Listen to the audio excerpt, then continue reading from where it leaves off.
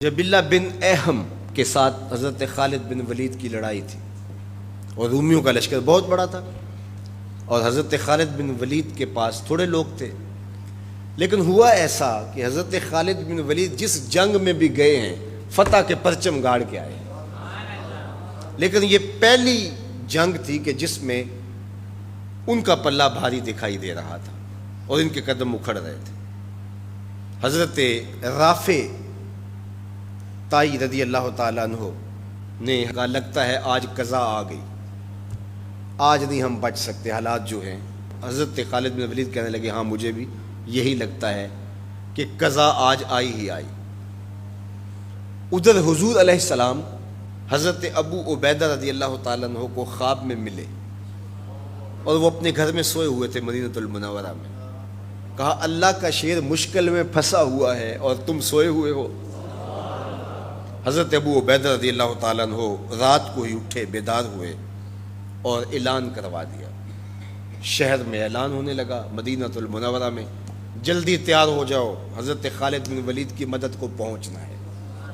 انہیں کتنا یقین تھا کہ حضور خواب میں آئے ہیں تو حضور ہی آئے ہیں، کوئی وہم نہیں سمجھا۔ جلدی جلدی اعلان کروا دیے، مجاہد جمع ہونے لگے اور دیکھتے دیکھتے لشکر تیار ہو گیا۔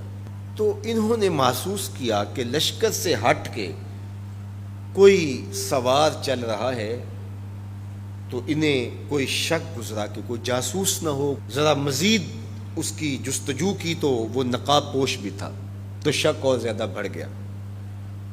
تو حضرت ابو عبیدہ نے کہا کہ انہیں گرفتار کر کے لاؤ، یہ جاسوس ہے، کون ہے، ہم اس کی تفتیش تو کریں۔ تو خیر انہوں نے گھیر لیا ان کو، ان کے گھوڑے کو ابو عبیدہ کے قریب لے آئے۔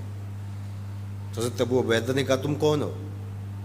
انہوں نے تھوڑا سا قریب ہو کے کہا کہ میں خالد بن ولید کی بیوی ام تمیم ہوں۔ جب آپ نے اعلان کیا کہ خالد مشکل میں ہے تو میں پریشان ہو گئی کہ اللہ کا شیر تو کبھی مشکل میں آیا نہیں تھا، آج کیا ہوا؟ تو میں نے غور سے دیکھا کہ وہ اپنی ٹوپی گھر بھول گئے تھے، جس ٹوپی کے اندر حضور کے منہ مبارک سیے ہوئے ہیں، اور وہ جب بھی جنگ کیا کرتے تھے تو وہ ٹوپی اپنے سر پہ پہن کے کیا کرتے تھے، اللہ فتح عطا کرتا۔ تو میں ان کو ٹوپی دینے جا رہی۔ اللہ اکبر۔ جب یہ لوگ وہاں پہنچے تو سواروں کا ایک قافلہ آگے بڑھ کے خالد بن ولید کے ساتھ دشمن پر حملہ آور ہو گیا۔